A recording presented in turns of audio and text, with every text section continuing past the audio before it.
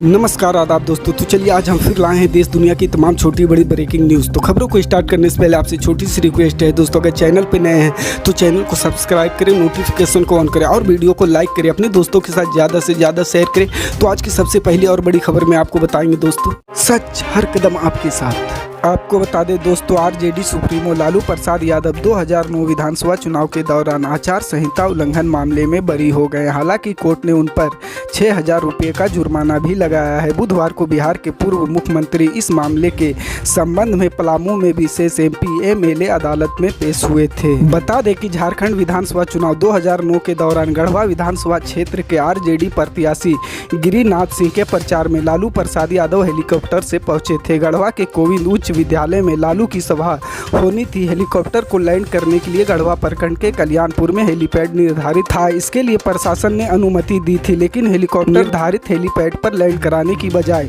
कोविंद उच्च विद्यालय के मैदान में बने सभा स्थल पर उतारा गया। इससे अफरा तफरी मच गई। चुनाव आयोग ने लालू यादव के इस कदम को आदर्श आचार संहिता का उल्लंघन माना था और एफआईआर दर्ज कराने का आदेश दिया था। इसके बाद जमकर राजनीति भी हुई थी। लालू के पक्ष के लोगों का कहना था कि हेलीकॉप्टर रास्ता भटक गया था, वहीं विपक्ष का कहना था कि लालू ने ये सब भीड़ जुटाने के लिए किया था। हालांकि इस मामलों में दोनों पक्षों की दलील सुनने के बाद कोर्ट ने लालू प्रसाद यादव को बरी कर दिया है। उन पर कोर्ट 6,000 रुपये का जुर्माना लगाया है।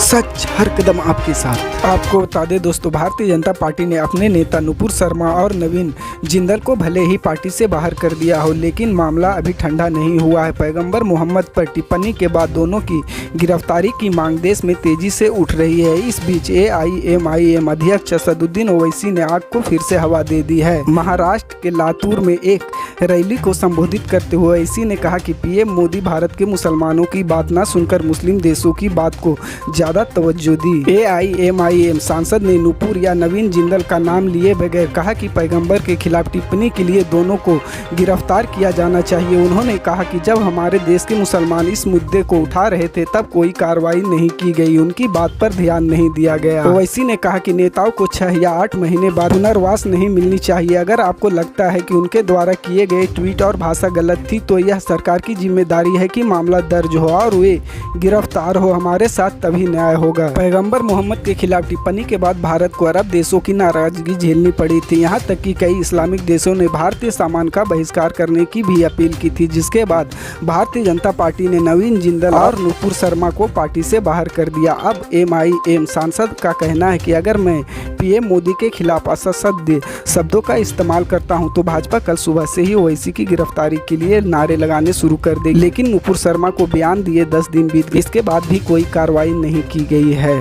सच हर कदम आपके साथ। आपको बता दें दोस्तों, उत्तर भारत को गर्मी से फिलहाल राहत मिलती नहीं दिख रही है। राष्ट्रीय राजधानी दिल्ली में तापमान 44 डिग्री के आसपास पहुंच रहा है। मौसम विभाग के मुताबिक दिल्ली के कुछ हिस्सों में पंजाब, उत्तराखंड, पश्चिम राजस्थान, हरियाणा, उत्तर प्रदेश, पूर्वी मध्य प्रदेश, विदर्भ और झारखंड के अलग अलग हिस्सों में अगले 2 दिन लू की स्थिति बन सकती है। हालांकि पूर्वोत्तर के कुछ राज्यों में बारिश होने की संभावना है। IMD के अनुसार दिल्ली में आज का न्यूनतम तापमान 27 डिग्री सेल्सियस रहने वाला है, जबकि अधिकतम तापमान 43 डिग्री सेल्सियस तक रहेगा। यूपी के लखनऊ में 8 जून को न्यूनतम तापमान 30 डिग्री सेल्सियस और अधिकतम तापमान 44 डिग्री सेल्सियस रह सकता है। आसमान में तेज धूप खिले रहेगी। बिहार के पटना की बात करें तो यहाँ आज का न्यूनतम तापमान 27 डिग्री सेल्सियस और अधिकतम तापमान 39 डिग्री सेल्सियस रह सकता है। उत्तर भारत के सभी राज्यों में दिन भर तेज धूप रहने और गर्मी से राहत मिलने की कोई उम्मीद नहीं है। सच हर कदम आपके साथ।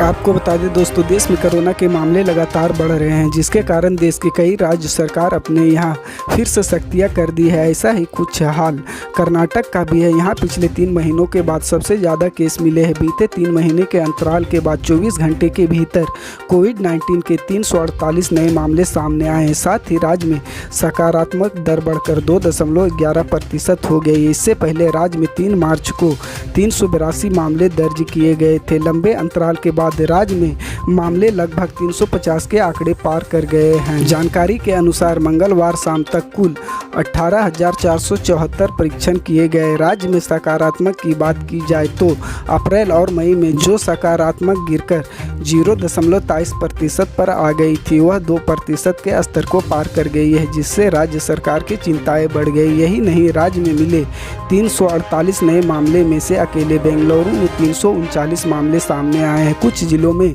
चुनिंदा केस ही मिले हैं। राज्य में सक्रिय मामले 2,478 थे। वहीं राज्य में अब तक कोविड टीकाकरण की 10.94 करोड़ डोज दी जा चुकी है और मंगलवार को 45,809 लोगों का टीकाकरण किया गया है।